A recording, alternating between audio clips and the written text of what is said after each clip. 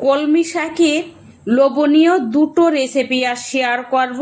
খেতে তো দুর্দান্তের হয়, আর এর উপকারিতা এই ছোট্ট ভিডিওতে বলে শেষ করা যাবে না। তাও আমি কিছু আপনাদের বলবো কোন কারণে এই শাকটা খাওয়া উচিত আর কাদের খাওয়া উচিত, কাদের খাওয়া উচিত নয়। নমস্কার বন্ধুরা, শম্পার রান্নাঘরে সবাইকে স্বাগত। আজ আমি আপনাদের সাথে শেয়ার করব খুবই লোভনীয় দুটো কলমি শাকের রেসিপি। এই কলমি শাকে রক্ত স্বল্পতা, আয়রন পুষ্টিতে ভরপুর।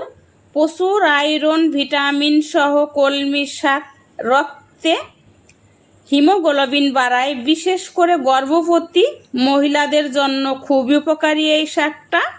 আর যাদের রক্ত কম আছে তারাও কিন্তু এই কলমি শাকটা আপনারা আমি যে প্রসেসে রান্না করব এইভাবে করে খেলে খুবই উপকার পাবেন। এই কলমি শাকে হজম শক্তি, কোষ্ঠকাঠিন্য কমায়, উচ্চ ফাইবার হজম সহায়তা করে, কোষ্ঠকাঠিন্য দূর করে। আর অনেক গুণাগুণ এই কলমি শাকে রয়েছে, যেটা বলেছিলাম আগেই ছোট্ট ভিডিওতে বলে শেষ করা যাবে না, আপনারা কম বেশি সবাই জানেন। তো কলমি শাকটা আমি বেছে নিয়ে নিলাম, আর যেটা আমি এই শক্ত অংশ রেখে দিলাম ওটা কিন্তু আমি ফেলে দেব না, ওটা আমি লাগিয়ে রেখে দেব, ওখান থেকেই আবার আমি শাক খেতে পারবো। তো এই যে যেটা করব, এখন নিয়ে নিলাম জল, জলের ভিতর দিয়ে দিলাম লবণ। লবণটা দেওয়ার একই কারণ, বর্ষার সময় অনেক পোকামাকড় অনেক কিছু থেকে থাকে, লবণ দেওয়ার কারণে সেটা নষ্ট হয়ে যাবে। আর দ্বিতীয়তে অনেক ওষুধ দেওয়া থাকে, সেটাও কিছুটা নষ্ট হবে। আর এখন যেটা এই যে নিয়েছি মুসুরির ডাল, মুসুরির ডালটা আমি ধুয়ে নেব। আপনাদের পরিমাণ মতো আপনারা নেবেন। আমার এখানে 1 কাপ পরিমাণে মুসুরির ডাল রয়েছে, ধুয়ে নিলাম ভালো করে। ততক্ষণ অবধি ধোবো যতক্ষণ অবধি এই পরিষ্কার জল না আসছে বেরিয়ে, ততক্ষণ অবধি ধুয়ে নিয়েছি। স্কিপ না করে আপনারা পুরো ভিডিওটা দেখতে থাকুন, আশা করি ভীষণই ভালো লাগবে, উপকারে আসবে। আপনারা খুব সহজেই রেসিপি দুটো আজ করে শিখে নিতে পারবেন। তো এখানে আমি দিয়ে দিলাম জল, ডাল ধুয়ে বসিয়ে দিলাম উনানে, ফুটে উঠেছে। আর এই যে দেখুন, এখন এই যে কিছুটা ফুটেছে আর কিছুটা বাকি রয়েছে, একটু শক্ত শক্ত রয়েছে। এই সময়ে কিন্তু দিয়ে দেব আমি লঙ্কা। লঙ্কার পরিমাণটা আপনারা বুঝে শুনে দেবেন, শাকে এমনিতেও একটু লঙ্কা বেশি লাগে। আর এই যে দেখুন, আমি কেটে নিয়েছিলাম শাক, এরকম বেশি ছোটও কাটিনি বেশি বড়ও কাটিনি, দেখতেই পাচ্ছেন এইভাবে কেটে নিয়েছি। আর দিয়ে দিলাম শাকের দেওয়ার পরে দিয়ে দিলাম লবণ, লবণ দিয়ে হলুদ দিয়ে দেব পরিমাণ মতো, একটু নেড়ে নেবে ভালো করে মিশিয়ে। আর খুব বেশি জাল দেবেন না এই কলমি শাক কিন্তু এমনিতেই জল বেরিয়ে আসে। এই যে দেখুন, আমি অল্প জলই দিয়েছি, তারপরেও শাকটা থেকেও জল বেরিয়েছে। তো বেশি সময় রান্না করতে লাগে না, কলমি শাক খুব অল্প সময় হয়ে যায় রান্না। আর এখন আমি দিয়ে দেব এই শাকে, ফোড়ন দেইনি কিন্তু এখন আমি, সেটা দেখতে পাচ্ছেন আমি ডালের ভিতরেই দিয়ে দিয়েছি সব কিছু, কিছুটা ঘন হয়ে এসছে। আর এখন নামিয়ে নিয়ে দেব আমি এখানে ফোড়ন। আপনারা পেঁয়াজ রসুন দিতে পারেন, আমি কিন্তু পেঁয়াজ রসুন দেইনি। দিয়ে দিলাম তেল, শুকনো লঙ্কা, কালো জিরে। পেঁয়াজ রসুন দিলে বেশি সময় থাকে না, যেহেতু আমি সকালে রান্না করছি, দুপুরেও খাবো, দুবেলাই আমার এই রেসিপিটা খেতে হবে, এই কারণে আমি দেইনি। আর এভাবে রান্না করলেও কিন্তু খুব ভালো লাগে। দিয়েছিলাম কাঁচা লঙ্কা, আর ফোড়নে দিয়ে দিলাম শাক। কত সুন্দর লোভনীয় হয়েছে একটু দেখুন। এর সাথে কিন্তু আর অন্য কোনো কিছুরই দরকার পড়বে না, এই দিয়েই এক থালা ভাত নিমিষেই শেষ হয়ে যাবে। খেতে এতটা দুর্দান্তের হয়। এই যে দেখুন, আমি এরকম ঘনত্ব রয়েছে, নামিয়ে নিলাম। আর একটু ঠান্ডা হলে হয়ে যাবে শক্ত, কিন্তু এভাবে রান্না করলে পরেও খুব ভালো লাগে। আপনারা যদি এভাবে রান্না না করে থাকেন তাহলে একবার রান্না করে খেয়ে জানাবেন কেমন হলো রান্নাটা।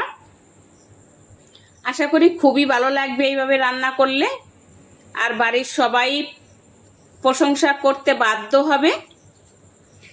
আর দ্বিতীয় রেসিপিটা যেটা আমি করেছি, এই যে দেখুন ছোট ছোট করে কুচিয়ে নিয়েছি শাক, আলু, টমেটো, বেগুন কেটে নিয়েছিলাম, এখানে লঙ্কা আমি একটু ডুমো ডুমো করে কেটে নিয়েছি। চলুন তাহলে এই রেসিপিটাও শুরু করি। উনানে দিয়ে দিলাম, গরম করে নিয়েছিলাম, তেল দেব। সর্ষের তেল দিয়েই শাকটা রান্নার জন্য চেষ্টা করবেন। সর্ষের তেলে রান্না করলে শাক খেতে কিন্তু আরও টেস্টি বেশি হয়। একটু গরম করে নিয়ে ভেজে নিচ্ছি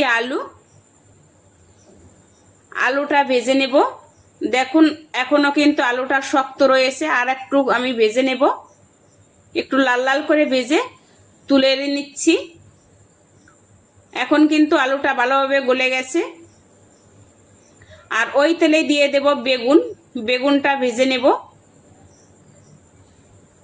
বেগুনের জায়গা আপনারা আরও অন্য সবজি অ্যাড করতে পারেন, সেটাও কিন্তু খেতে ভালো হয়। আমি শুধু এই 2 রকম সবজি দিয়েই রান্না করলাম। আমি লবণ দেইনি, একটু হলুদ দিয়ে দিলাম। ভালো করে ভেজে নিচ্ছি লাল লাল করে। এই যে দেখুন বেগুনটা ভাজা হয়ে গেছে, নামিয়ে নেব। একটু সেকে সেকে নিতে হবে, যেহেতু ডুবো তেলেই একটু ভাজছি, শাকে একটু তেলটা বেশি লাগে। এমনি সময়ও যদি আমি তেল কম দেই, কিন্তু শাকটা একটু তেল বেশি লাগে। ওই তেলেই দিয়ে দিলাম আমি শুকনো লঙ্কা আর কালো জিরে ফোড়ন। দিয়ে দেব টমেটো কুচিয়ে রেখেছিলাম, টমেটো দিয়ে দিলাম, কাঁচা লঙ্কা একটু নেড়ে নেব। কুচিয়ে রেখেছিলাম শাকটা দিয়ে দেব এখন। এই শাকটা কিন্তু আমি সপ্তাহে 3 দিন খাচ্ছি। আমার প্রতিনিয়ত যারা ভিডিও দেখেন তারা সবাই জানেন আমার রক্তের পরিমাণ খুবই কম ছিল, আর আমার ইনজেকশন নিতে হচ্ছিল, অনেক কিছুই করতে হয়েছে, কিন্তু সেগুলোও করছি, পাশাপাশি কিন্তু আমি এই শাক সবজিও খাচ্ছি। আর এখন দিয়ে দিলাম পরিমাণ মতো লবণ, হলুদ, কিছু সময় নেড়ে নিয়ে দিয়ে দিলাম এখানে ভেজে রেখেছিলাম টমেটো, আলু, আর দিয়ে দিয়েছি এখানে বেগুন। ভালো করে একটু মিশিয়ে নিচ্ছি। একটু ঢাকা দিয়ে দেব এই 1 মিনিটের মতো। 1 মিনিট ঢাকা দিয়ে রেখেছিলাম, তুলে নিচ্ছি। আর এখন একটু নেড়ে নেব। বেশি সময় লাগবে না রান্না করতে, একটু ঢাকা দিয়ে রান্না করলে। দেখুন প্রায় হয়ে এসছে। আর একটু আমি কষিয়ে নেব, যাতে নিচে এই জল জল ভাবটা না থাকে, খেতে খুব ভালো লাগবে। আশা করি আজকের রেসিপি দুটোতে আপনাদের অনেক বেশি ভালো লেগেছে। যদি রেসিপিটা ভালো লেগে থাকে, আপনারা যদি বাড়িতে ট্রাই করে থাকেন, কমেন্টসে জানাতে একেবারে ভুলবেন না কেমন হলো। আর যদি আমার চ্যানেলে আজ নতুন কোনো বন্ধু এসে থাকেন, যদি এখনও না সাবস্ক্রাইব করে থাকেন, তাহলে সাবস্ক্রাইব করার অনুরোধ রইল। আর হ্যাঁ, পাশে থাকা বেল আইকনটি চাপতে একেবারে ভুলবেন না, যাতে এরকম নতুন ভিডিও ছাড়ার সাথে সাথে আপনার কাছে আগে পৌঁছে যায়।